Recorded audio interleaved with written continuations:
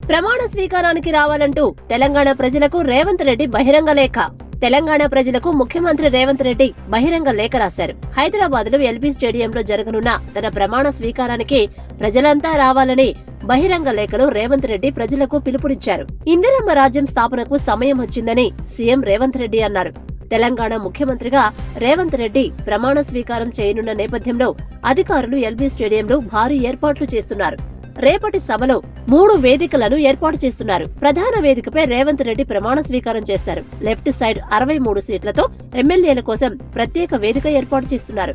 Right side వీవీఐపీల కోసం 150 సీట్లతో వేదిక సిద్ధం చేయనున్నారు. తెలంగాణ సంస్కృతి సంప్రదాయాలు ఉట్టిపడేలా 500 మందితో సాంస్కృతిక కార్యక్రమాలు చేపట్టనున్నారు. గోండు, డప్పు, ఒగ్గు, బోనాలు, షేరీ బ్యాండ్ కళాకారులతో రేవంత్ రెడ్డికి స్వాగతం పలకనున్నారు. అమరవీరుల కుటుంబాల కోసం 300 సీట్లతో ప్రత్యేక గ్యాలరీ సిద్ధం చేస్తున్నారు. తెలంగాణ మేధావులు, ఉద్యమకారుల కోసం 250 సీట్లతో మరో గ్యాలరీ ఏర్పాటు చేస్తున్నారు.